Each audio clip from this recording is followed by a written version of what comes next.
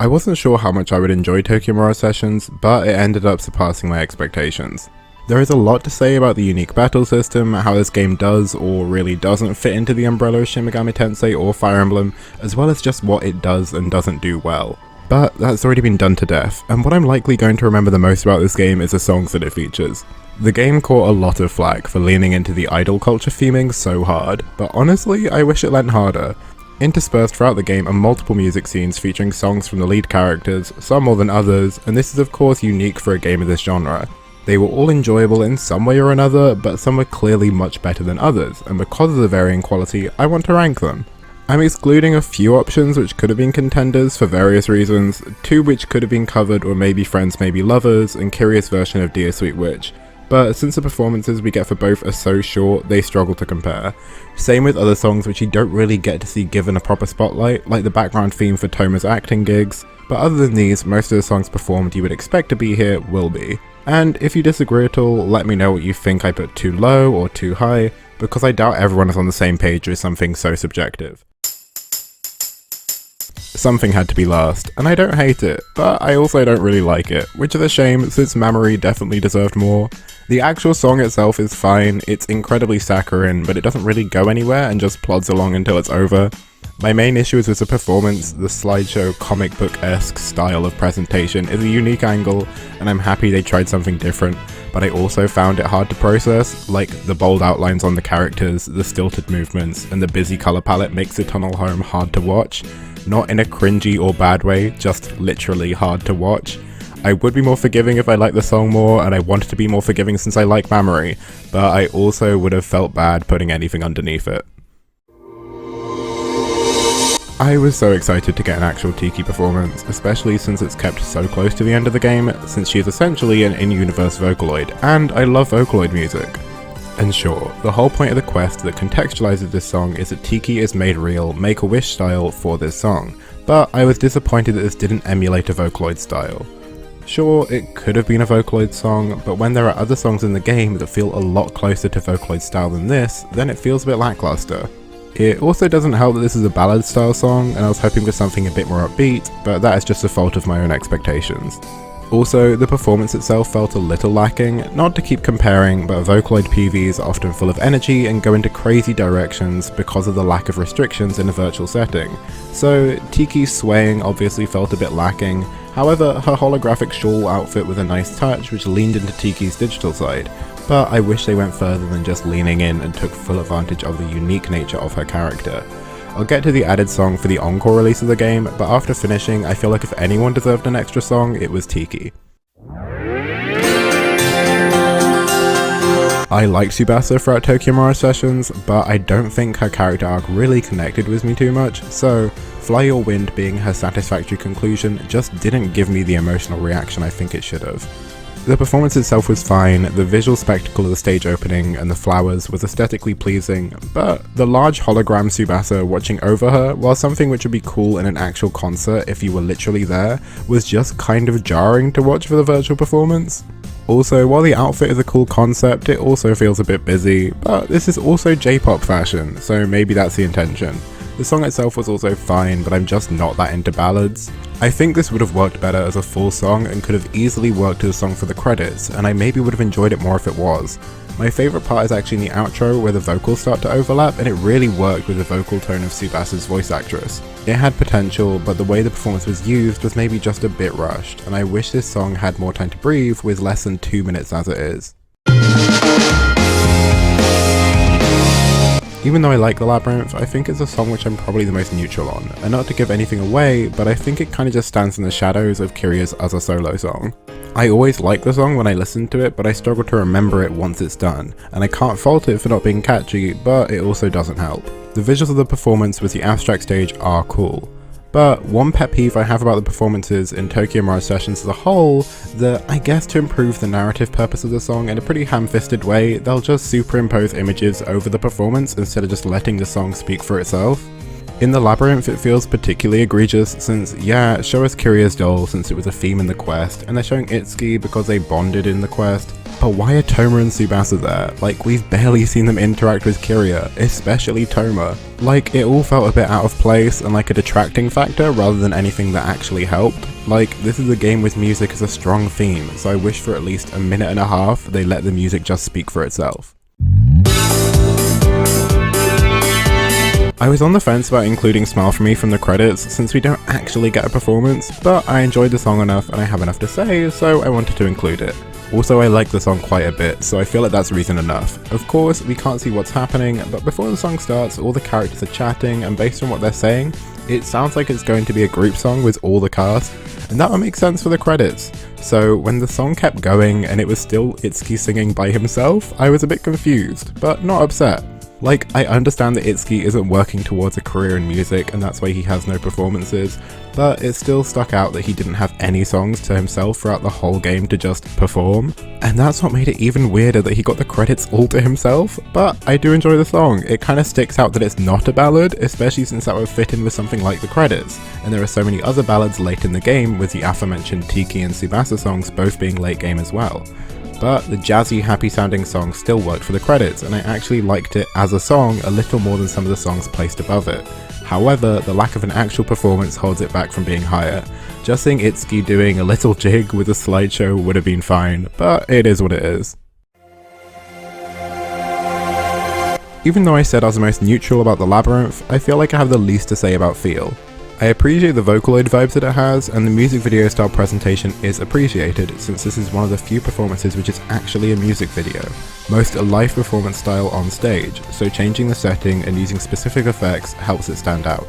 The floral 106 building at the end is particularly appreciated.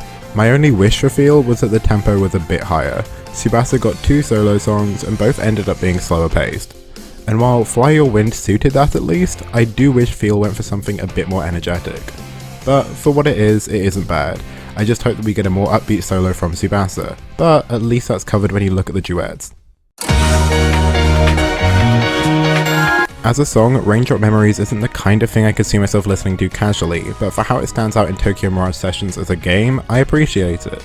The rest of the songs are an homage to J-pop in a variety of different forms, so it's nice that Raindrop Memories represents the more traditional side of Japanese music. They could have easily pretended that Japanese pop music is all bubblegum, so acknowledging this style of ballad is appreciated, and even though I said it's not casual listening, it is incredibly catchy. I do wish the performance itself had a little more to it, but it's contextualized in universe as being a performance in a TV studio, so it does make sense. But also, this isn't real, it's a game. I don't know, give Mamoru a bit more than wandering around on a bridge. She Is immediately sticks out alongside the other songs for a variety of reasons, the animation being the main one, which makes sense since it was a new addition to the encore version of the game. I can't fault it for that, and it's a nice change of pace for the game, if not a little incohesive, but I enjoyed it no less because of this. However, something which I do think was a localization issue is how the song was contextualized in-game. When preparing for the performance, Tsubasa mentions a hip-hop influence, so I was excited since that would be a really different vibe from the rest of the game. I'm not the biggest expert on hip-hop, but that isn't exactly how I would describe She Is, so my expectations were mismatched. It's a more contemporary and modern take on J-pop, which I appreciate, and that's a good idea since of course that was only really possible with this game coming out years after the initial release on the Wii U. Maybe I would have it a little higher if my expectations weren't misplaced, but either way it's an enjoyable song. Similarly to the credits, I almost didn't include Opera of Light, but it is very much a performance and a song, it's just contextualized a bit differently within the game. I was happy when we got a song before the final battle, since we hadn't got a song in the main story for a little while before it, and having a performance before the final battle makes sense for a game so focused on music. But I honestly can't say this is what I expected. I don't know what shocked me more, that we got a remix of the original Fire Emblem theme with vocals added, or that both Itsuki and Toma got a chance to sing. It's the kind of insanity you could only really get from a game like Tokyo Mirage Sessions, and I appreciate it for that. One thing that did bug me a bit is that the first 4 characters are separated from all the others to kind of lead the song. Like, I enjoyed Toma as a character, but when it comes to narrative relevance, he's definitely at the tail end. So having him be one of the 4 chosen characters to lead the Opera of Light, while trained singer and more relevant Yashiro gets a passing shot, was a weird choice. But on my initial viewing, I was just more blown away by the spectacle. While it isn't my favourite performance in the game, it's a piece of media which can only really exist within the context of this game, and that deserves some credit. Also, everyone in their usual battle outfits while Itsuki is in his Marth cosplay is just so dumb to me that I really can't help but love it.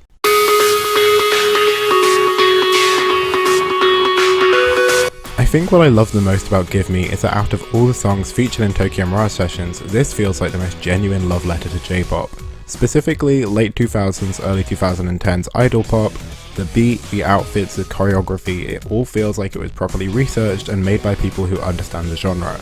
It always feels weird thinking that such a well done tribute to J-pop of that era is in a Fire Emblem and Shin Megami Tensei crossover game, but that element of absurdity is definitely part of what attracted me to play through it. Give Me as a performance has all the elements I want from a performance in this game. The staging especially leans into the fantastical capabilities you can have of a performance in a game, while not feeling completely out of the realm of reality. The outfits are so much, like, the longer you look at them, the more you notice, and initially I was like, this is an outfit design nightmare, but then when you look at what they're referencing, it all starts to make a bit more sense. If Give Me is an accurate tribute to late 2000s J-pop, then Dreamcatcher is the same for golden era Vocaloid music. If you look at enough Vocaloid music, you can see just how clear the inspiration is here. But it doesn't feel like a rip-off, which I appreciate. Even the performance video is completely detached from reality and isn't done in the style of an actual music video, but feels so similar in tone to a Vocaloid PV. It feels so wild that the duet between Tsubasa and Eleonora is where they decide to take inspiration from Vocaloid music, instead of Tiki, the Utaloid. But I'm happy they just did it at all. I don't actually have much to say about Dreamcatcher, except that I'm happy that they chose to take inspiration from a subgenre that is so commonly overlooked except by the niche that appreciates it. I wish they took inspiration from Vocaloid a bit more liberally, since it could have added some extra life to lower ranking performances, but maybe that's asking for too much. I find it quite funny that when I made notes on Black Rain after my first watch, I didn't know the name, so I very unknowingly labelled it Yashiro Song 1. But unfortunately that was unnecessary because this is all we got from Yashiro. But with how good it was, I can't really complain. The performance is probably the most animated we got, and while the choreography was a little sporadic, it was captured by the camera in a way that made it work. It brought the performance to life and gave it more movement than some of the more static ones featured in the game. And while the tone is still incredibly J-pop in a way that matches Yashiro's character, the song feels darker, which really helps it stand out. But the energy is what really puts it so high up, and the distinction between the verse and the chorus hits hard in a way I wish it did with some of the other more upbeat songs. Also, upon rewatching, Yashiro's outfit is kind of insane. Mainly the boots, which are just so high, and having so many buckles, only in a JRPG I guess. The only detractor is that the holograms sometimes stuck out a bit too much. It's nitpicky to say that the orange colour clashes instead of contrasts, but aside from that I have a strong purple bias, so the otherwise simple staging is to my taste, but also works well since the performance itself is so lively that the stage being too busy would probably just be a distraction. It's a shame that we didn't get more music from Yashiro, like when every one of his side quests focused on acting I got more and more frustrated, but at least we got something.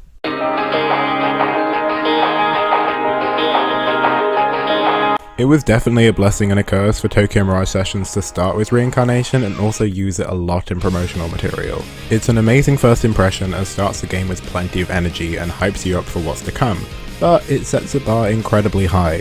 When I got the idea to rank the songs, I don't know how I deluded myself into thinking anything would top Reincarnation, but come on.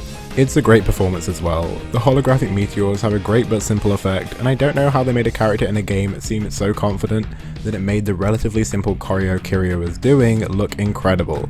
But to be honest, it helps massively that Reincarnation as a song is just perfectly suited to my taste.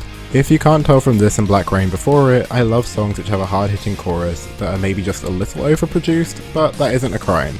My only critique is that it isn't on streaming services. It was at some point, apparently, but it's been taken down, so hopefully we can bully Atlas into adding it back. 1, 2, 3! So that's my ranking, but I'm assuming we don't agree on everything, so if there's anything you think a bit too high, too low, anything you think I should have included which I didn't, let me know. But if you want to see more content on a similar topic, I've done a video on Fire Emblem and the representation in the franchise, if you're interested in that. And if you just want to see more stuff like this, stick around and subscribe, that would be amazing.